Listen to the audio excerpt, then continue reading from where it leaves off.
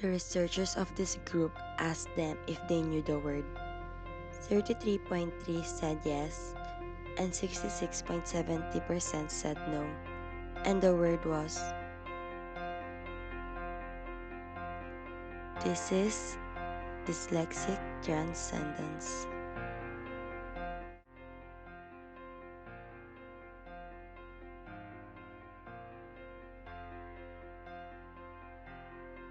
Before I was in Poveda, I had a hard time reading and spelling whenever we had a spelling test. And then one day the teacher told me I had to stay behind, and she was tutoring me. And then I was scared that I'll be like that forever. Kasi kung marami nakakaalam mo, mas madami ang mapupunta sa specialista.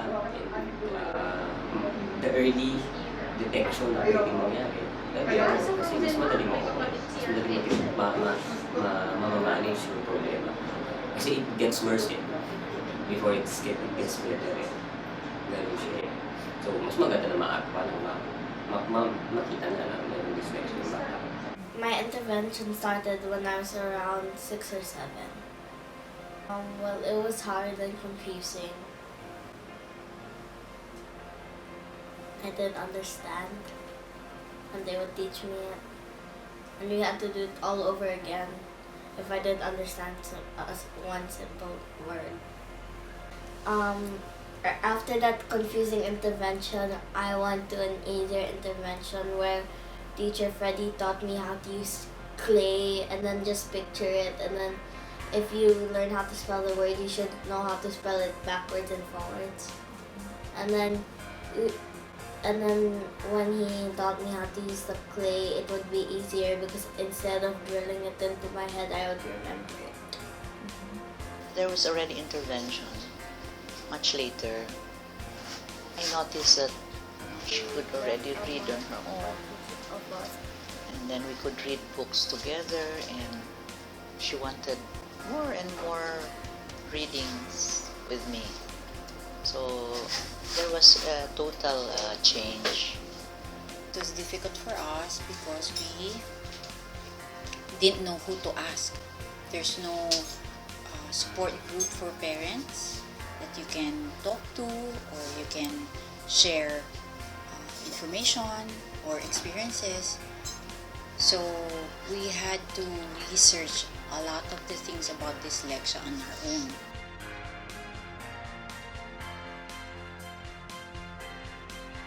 The term dyslexia, hindi na alam. So, I think, hindi masyado. Although it's a very common disorder, it's a common childhood disorder. Siguro, 5 out of 10 children baka may dyslexia. Binigyan mo padami. Marami sila. And surprisingly enough, mas marami right now as compared before.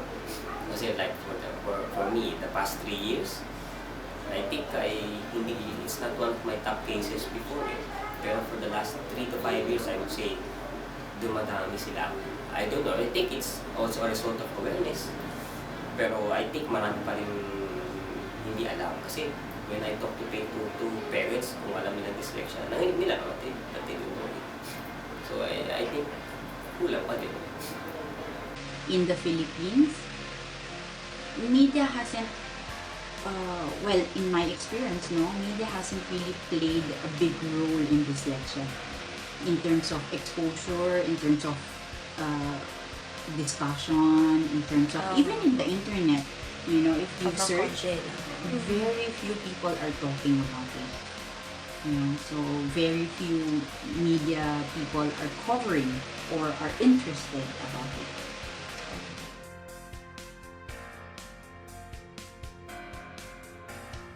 Dyslexia is a common term, or hindi common, alternative term for someone na may reading disorder. It's actually, reading disorder talaga siya.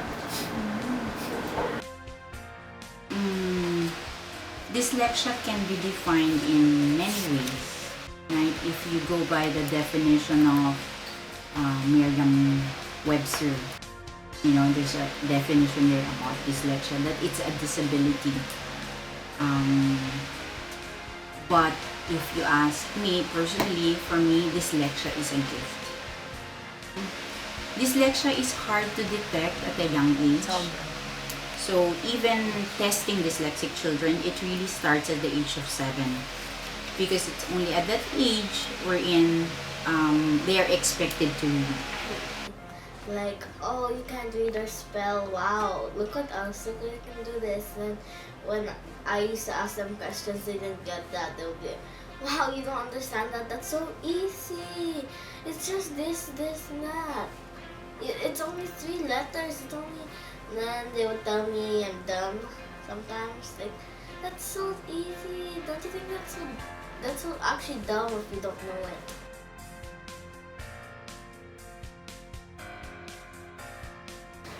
And every time they would talk to me, I would just talk to them back but roll away because I was afraid they would know that I couldn't read or spell. My communication expanded. I started talking more. I started telling mom how I felt if I couldn't understand the word. And then now I can read or spell. Actually, the intervention just took 5 days. So we were very excited about it. And we were looking forward. Finally, we found somebody could help her. They have to research, they have to try to understand their children in order to help them, because only by understanding their children, they will be able to find out how to help them, to find the solution for them. Okay.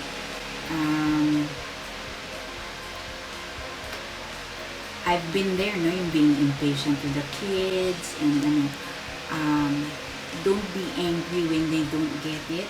Don't be angry when they are unable to do the task that is being given to them by the school or by the tutor. More often than not, they have no control of what's going on. They don't understand what's going on within themselves, why they don't get it. So, patience, patience, patience.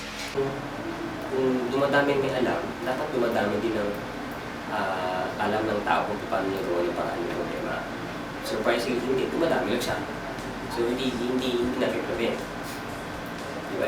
Instead of mag-prevent yung problem, hindi na dumami o hindi na umabot sa amin, hindi nakagawa. So, I think, dumadami lang ang alam. Pero yung kung paano gagawin yung gagawa ng paraan o to do, hindi nila alam. So, kulang. The bird in the bush? In the bush. In the bush? Okay. Right. Next. How many F's are in this phrase? 1, 2, 3. 3 po. 3. Right. Now, some of you might have counted 3, others 4, others counted 6. There are 6. 6. Alright? Now, the 2 slides I showed you represent misperceptions. Okay? It's not that you don't know the word the. I'm sure you know the word the. Opo. It's not that you don't know the letter F. I'm sure you know the letter F, right? But how come you didn't see it? Okay? Those are called misperceptions. Alright? This is what happens to dyslexics when they are reading. Kayo nga, hindi kayo dyslexics. You missed it. How much more dyslexics? Alright? And sila, they don't understand that it's happening.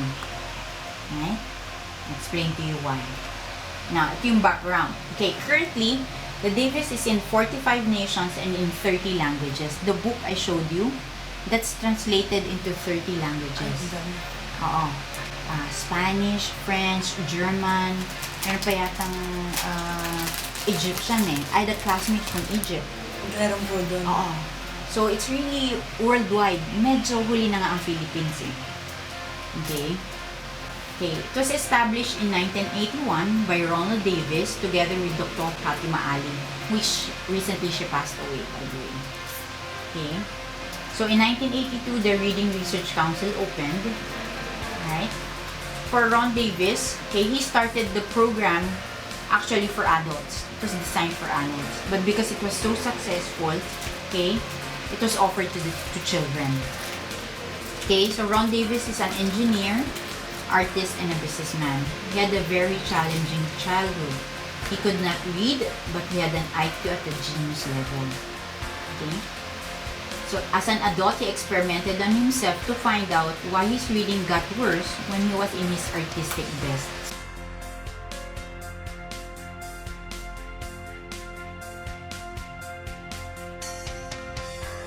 What the Davis approach will do is it will teach them tools to manage their dyslexia, and once they have mastered those tools, they can read on their own. She had this great characteristic that knives to the bone, which affected the last 5 years of her life as a major stroke patient. She may be physically gone, but she